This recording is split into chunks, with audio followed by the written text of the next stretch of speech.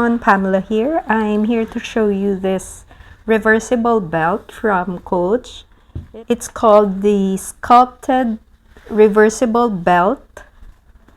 So the color is this pale yellow and this beige color.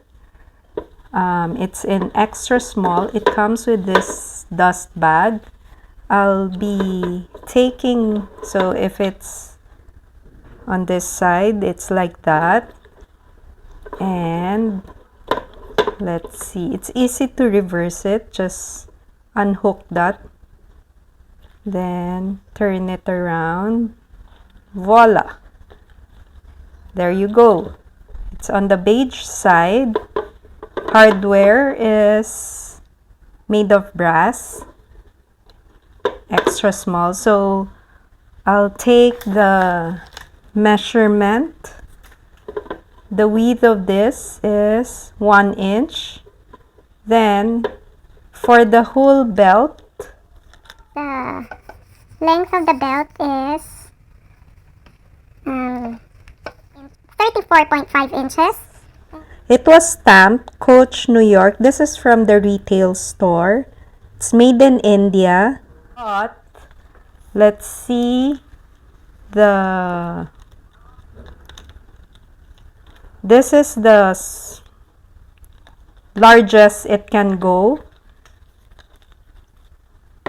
You can still extend that if you think this is too small. You can poke a hole or ask someone to do it.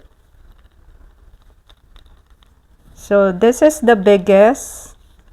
Based on the adjustment, there are 5 adjustment size. 32. That's the biggest. Am I correct? Wait. No.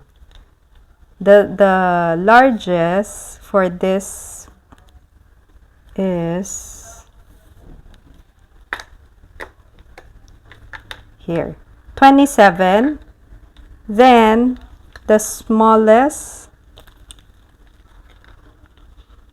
I don't think anybody has this waist unless you're a kid. If it's the smallest, I'll take the circumference.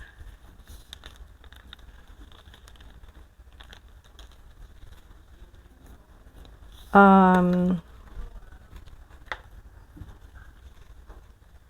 23 inches. There. So the smallest is 23 inches. You can ask someone to make you more holes. Maybe you don't want to touch that, so you have one more adjustment if you prefer that. This is made of leather. Thank you for watching. I hope this helps. If you think my videos are helpful, kindly give us a thumbs up sign. And don't forget to subscribe and click the notification bell so that you'll be notified whenever I have new ones. Please take care. Bye!